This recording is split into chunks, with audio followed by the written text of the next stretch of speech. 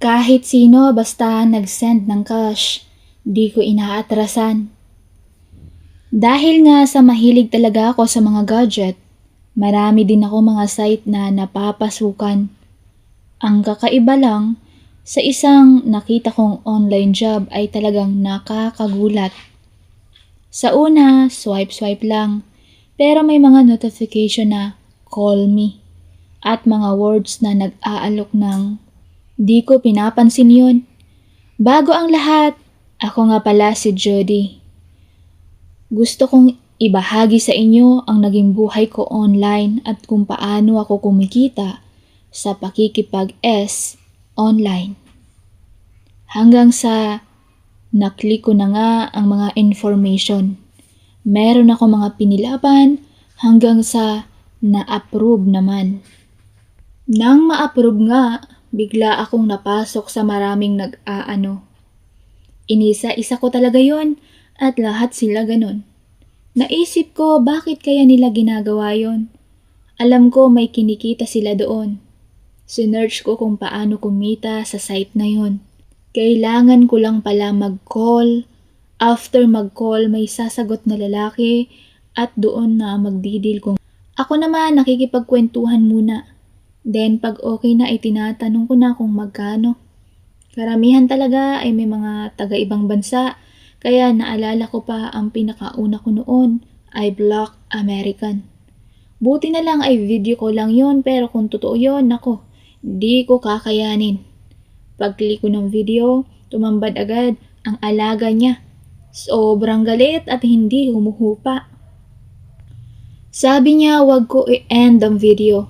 Magsisend siya ng $. Kaya ayun, nagkasundo kami sa presyo hanggang sa ipinadala na niya ang pera. Gustong gusto ko ang ganong style kasi hindi nakakapagod. Mayroon na rin kasi akong nasubukan personal sa boyfriend ko. Kaya alam ko na ang pakiramdam. Pero minsan ko na lang siya pinagbibigyan. Kasi nakatutok na ako sa online. Aaminin ko malaki talaga ang kitaan. Sobrang nabibili ko lahat ng gusto ko. At lahat ng luho ko sa sarili ko. Walang pinipiling oras basta nakakulong lang sa kwarto ko, mayroong pumapasok na pera sa akin. Sunod-sunod, minuto lang ang pagitan.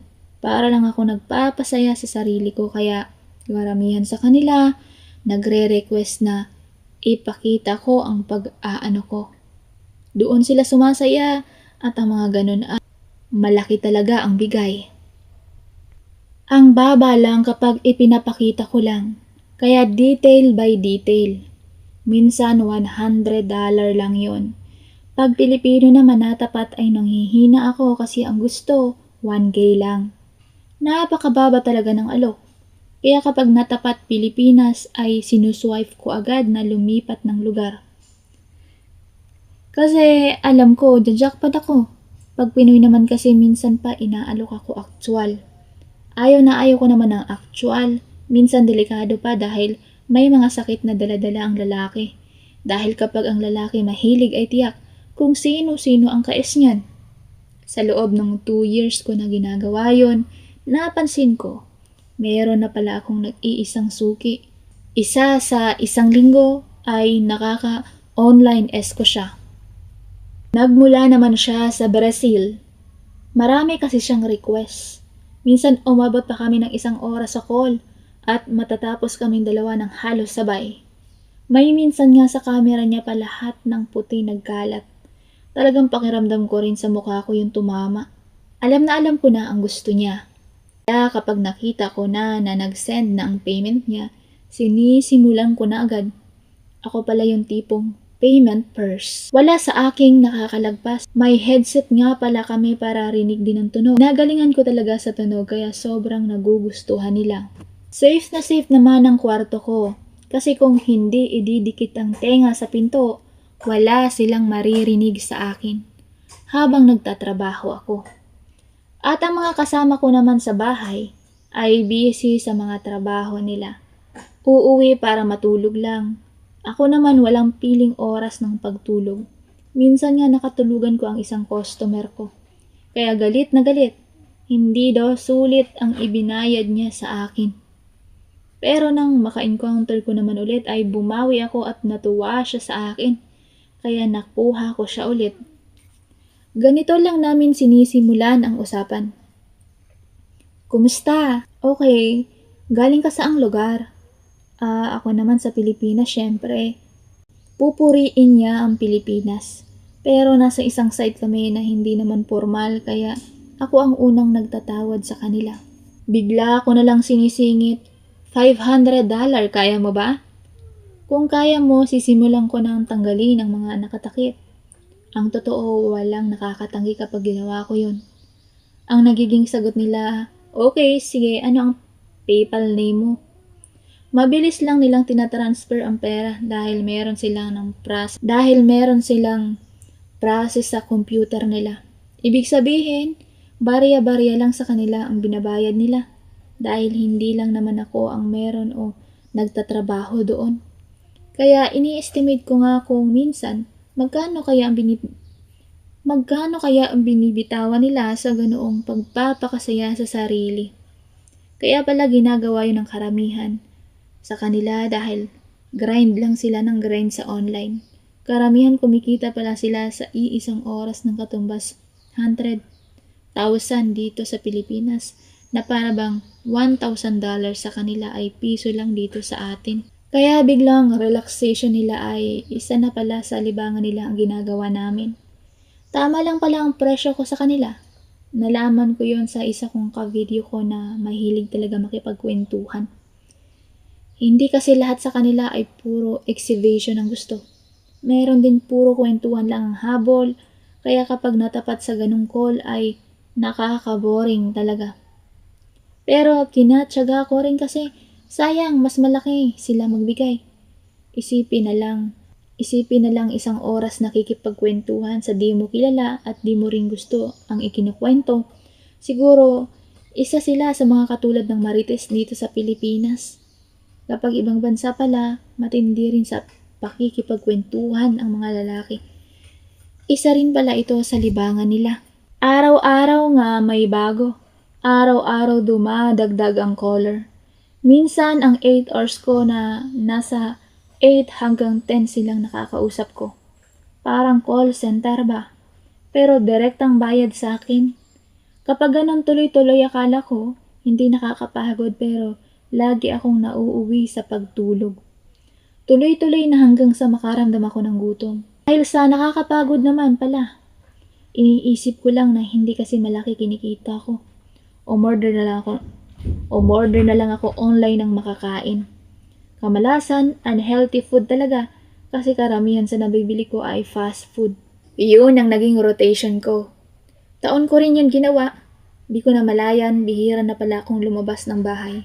Kasi pati paglaba ay pinapalaundry ko na lang dahil sa wala na akong oras. Parang full-time work nga rin pala itong pinasok ko. Akala ko nung una ganun-ganun lang ito pero nang makapag-build na ako ng mga customer, occupied na nilang oras, merong pang 7, 8, 9 at sa mga oras na iyon ay doon sila nakakabang sa akin. Kung makikita mo rin ang kwarto ko, napakaraming laruan na pang babae.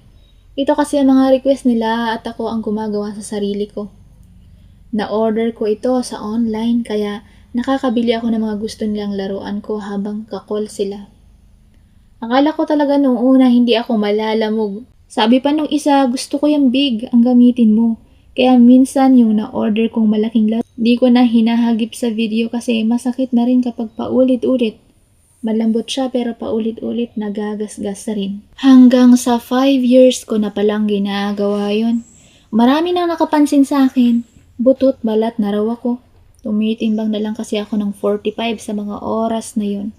Kaya napag-desisyonan ko sa sarili ko na magpahinga muna ako sa pinasok ko. Nakapag-ipon na ako ng mahigit 10 million. Kaya marami-rami akong gagastusin. Kinonsumi ko ang pera sa pagpapatayo ng isang malaking opisina. At ang opisinang iyon ay isa sa pagtatrabahuhan ko. Plano ko sa ipapatayo ko ay kukuha ako ng mga tao na sila mismo ang makikipag-usap sa mga site na yon at lahat ng account na ibibigay nila para mag-send ng payment ang mga customer ay account ko. At sasahuran ko sila ng malaki rin dahil hindi yun kabawasan sa payment. At yak gugustuhin nila dahil 1K ang pasahod ko sa kanila. Ganon ko binuo ang plano ko. Hanggang sa sinimulan ko na itong ipatayo na umabot ng 1,000,000 lahat. Hindi natinag ang ipon ko. Habang ipinapagawa ko yon ay nag-healthy diet ako. At ang ganda ng resulta. Okay na ulit ang katawan ko. Pero nakapag-desisyon na ako na di ko nagagawin yon. At ang gagawa na nun ang mga Sa lalong madaling panahon ay sinimulan ko na itong i-operate. Ipinaregister ko ito bilang call center at na-approve ako na mag-operate sa lugar namin. Natupad nga ang plano ko, lahat yon gumana at napakaraming kababaihan ang nag-apply. Dahil sa sahod na makukuha nila, di nila alam na kakapiranggot lang ang napupunta sa kanila. Yung naipon ko sa loob ng 5 taon, kinita ko lang ngayon ng 1 oras. Buti na lang naisip kong gawin ng ganito. Kung hindi ako tumigil saglit, di ako makakakuha ng idea na ganito. Palagay ko nga ang 1 buwan na pag-operate ko sa call center ko ay ako na ang pinaka-richest na tao sa Pinas. Pero nananatiling lihim ito. Di rin mawawala ang merong magsasabotage sa company ko. At inaasahan ko ito. Tumagal nga ng 3 taon ang pag-operate ko hanggang sa nangyari na ang inaasahan ko. Merong isang empleyado ko ang nasita ko kasi meron na siyang sarili niyang account na pinagsesenda ng customer. At doon ko siya tinanggal dahil lumalabas, ginagamit niya na lang ang site ko para sa kanya. Parang lumalabas kaming 2 na ang may-ari. Kaya tinanggal ko siya at sinabihan ko naman siya na pwede niya na rin naman gawin na mag-isa yun. Pero ayaw niya, kaya nagalit siya, nireport niya ang company ko. At nakasuhan ako. At naapasara ang company ko. Dahil lang sa inggit ng isang employee. Pero bago ko ginawa yun, alam ko may ganun ang mangyayari. Kaya bawat sentimo ay sinisave ko talaga. Kaya di ako nanghihinayang sa mga pangyayari. Ngayon kahit nagsimula ako sa mali pero binago ko at pinundar ko ito ng mga kondo. At wala rin palang pinag-iba ang pasok ng pera sa ganong negosyo. Kaya naging maganda ang wakas ng sinimulan ko. Ako naman nagstay na sa bansa na gustong-gusto kong marating at nagawa ko na lahat ng gusto ko. Pasok na lang ng pasok ang pera sa akin. Kung may mga problema naman, may lawyer naman na ipinagsasanggalang ako. Katulad ng naging problema ko sa call center na itinayo ko. Ang napansin ko lang sa mundo, kapangyarihan ng tao ang pera para makalusot sa lahat ng gusto kang tibagin.